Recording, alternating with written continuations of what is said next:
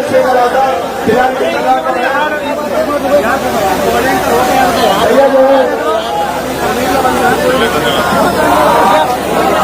Professor भगवान की भेजने की भीड़ तो बहुत थी, लेकिन अनुशासित नहीं थी। इसलिए मेरा आपसे अनुरोध है कि बैठ जाओ। 1 मिनट का समय आप लोगों को अगर बैठ जाओगे तो बहुत अच्छा होगा। आप लोग भी बैठ जाओ।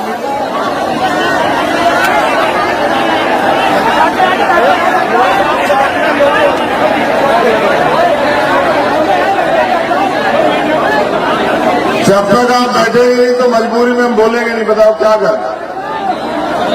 हम अपनी बात पढ़ेंगे और आप अपनी पे।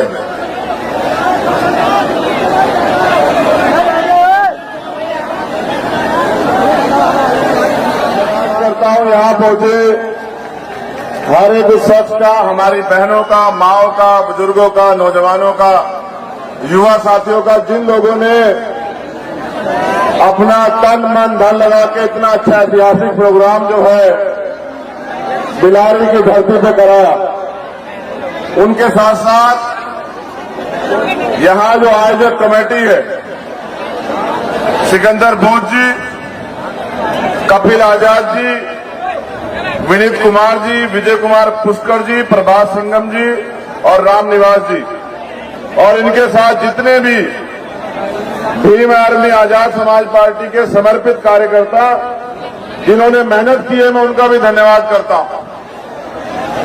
जब मैं घर से चला था तो मैं सोच रहा था कि मौसम इतना बिगड़ा हुआ है, ऐसा ना हो मुरादाबाद के लोग घर वापस चले जाएं।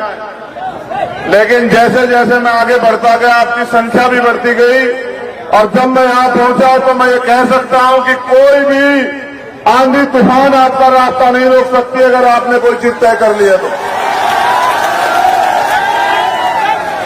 तो बहुजन समाज में समय समय पर जन्मे सभी संतों, गुरुओं, महापुरुषों को नमन करते हुए परम पूजनीय महामानव तथागत बुद्ध संत शिरोमणि सदगुरु रविदास जी महाराज, भगवान वाल्मीकि महाराज, गुरु नानक देव, संत कबीर और इस आजाद भारत को संविधान देने वाले विश्व रत्न डॉक्टर बाबा साहब अम्बेडकर, छत्रपति साहू जी महाराज, राष्ट्रपिता ज्योतिबा फूले, महामना रामस्वरूप वर्मा, बाबू जगदेव प्रसाद कुशवाहा, जननायक कपूरी ठाकुर और मेरे रहबर, मेरे गुरु, मेरे आदर्श मान्यवर साहब श्री काशीराम जी को नमन करते हुए आज के ऐतिहासिक सभा और आपकी ये संख्या ये बता रही है कि उत्तर प्रदेश की हवा बदल रही है। उत्तर प्रदेश का बहुजन समाज अब अंगड़ाई ले रहा है और वो गुलामी के बेड़े को काटने के लिए तैयार है। मैं लंबे समय से पूरे भारत के भ्रमण पे हूं और जहां भी अन्य अत्याचार होता है वहां जा जाके मैं प्रयास करता हूं कि उस परिवार को न्याय मिल सके। लेकिन मैंने उत्तर प्रदेश के साथियों को जिम्मेदारी दी थी कि मार्च सितंबर तक आप अपने संगठन का निर्माण कर लो, अपना संगठन बूथ, ब्लॉक, विधानसभा, जिला, मंडल, संभाग और प्रदेश का मजबूत कर लो। जब आपका संगठन मजबूत हो जाएगा तब उसके बाद उत्तर प्रदेश की निकम्मी सरकार को सबक सिखाने के लिए हम लोग रोड पे उतरेंगे। और जिस दिन हम लोग रोड पे उतरेंगे उस दिन ये सोई भी गूंगी बहरी सरकार जाग जाएगी और जो अन्य अत्याचार कमजोर वर्ग के लोगों को, जो अन्य अत्याचार SC, ST, OBC, माइनॉरिटी महिलाओं पर प्रदेश में हो रहा है, उन एक एक अन्य अत्याचार का हिसाब इस गूंगी बहरी सरकार से हम लोग मांगने का काम करेंगे। और मुझे लगता है कि मार्च सितंबर खत्म होने से पहले आप लोगों ने कमर कस ली है और मुरादाबाद की सरजमी ऐलान कर रही है कि उत्तर प्रदेश की सरकार अब चेत जाए, उत्तर प्रदेश की गूंगी बहरी सरकार अब समझ जाए अगर अब उनकी सरकार में कमजोर वर्ग के लोगों पर अन्य अत्याचार होते हैं तो उसका जवाब देने के लिए भीम आर्मी आजाद समाज पार्टी सड़क से लेकर सदन तक जो है सबका जवाब देने का काम करेगी। यही ऐलान करने के लिए आज एक जनसमूह यहां उपस्थित है साथियों।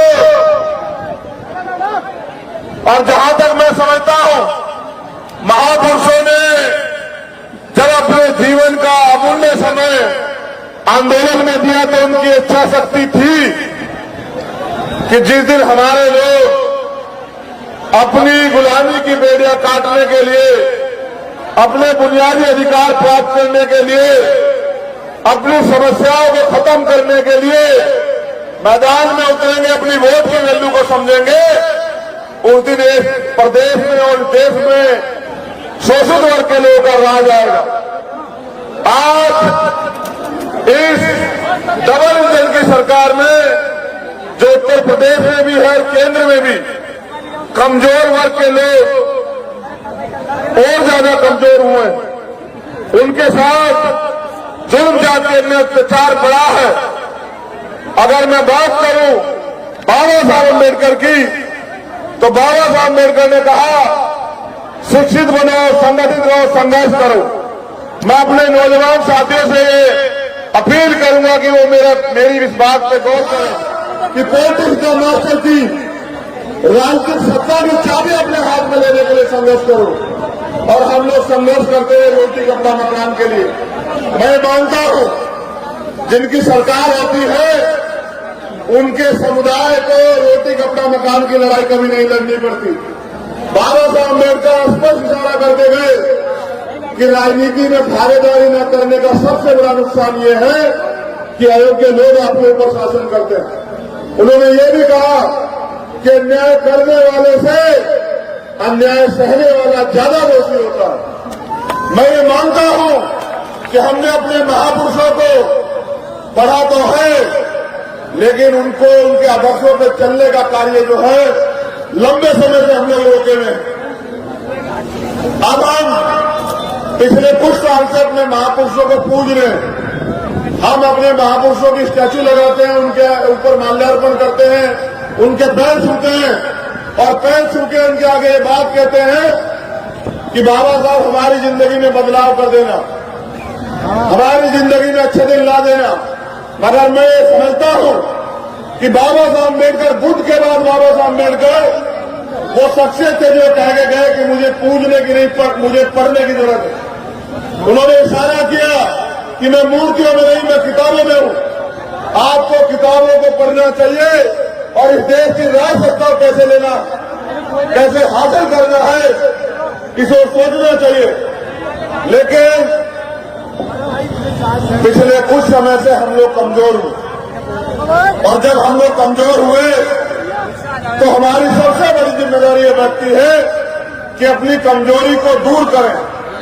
पिछले कुछ समय से हम लोग राजनीतिक व्यवस्था में भी कमजोर हुए, तो हमारी जिम्मेदारी सबसे पहले बैठती है कि उन कमजोरियों को ध्यान रखते हुए उन पर काम करते हम लोग ताकतवर बने।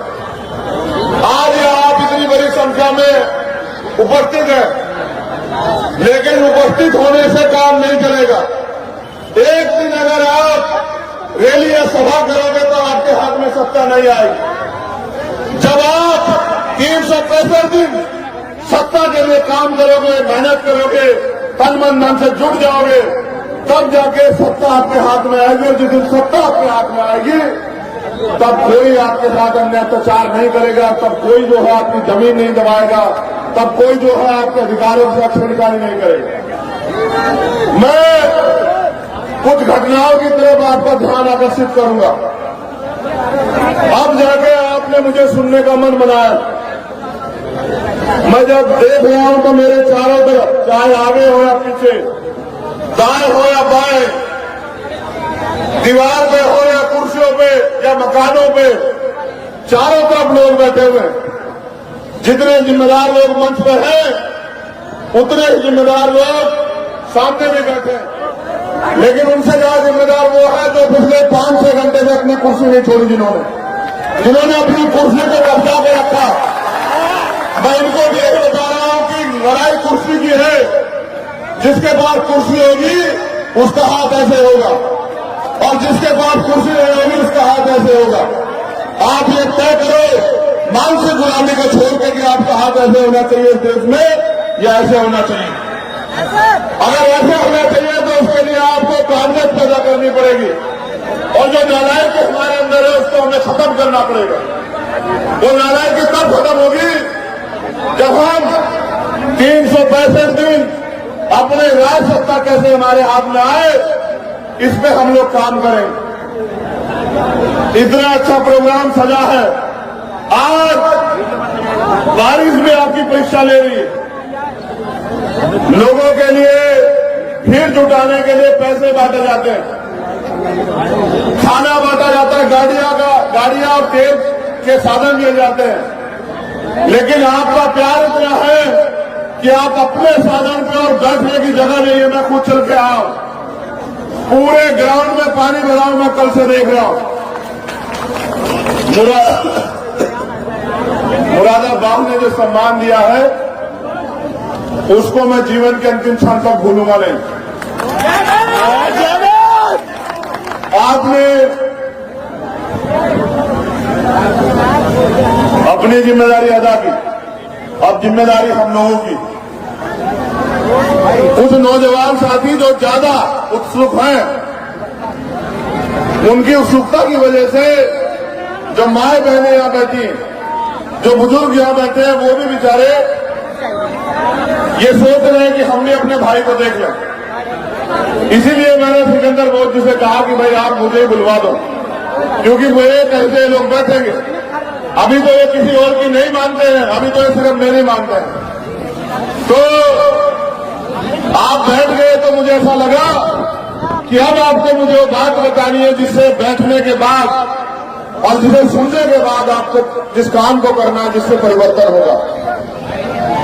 जैसे आप यहां बैठे हैं इसको अनुशासन कहते हैं, और जिसके लिए खड़े होने को मैं आपको कह रहा हूं उसको शासन कहते हैं, सत्ता कहते हैं। मैं आपको सिर्फ यही कह रहा हूं कि बहुमत, लोकतंत्र में बहुमत जिनके पास होता है उनका राज।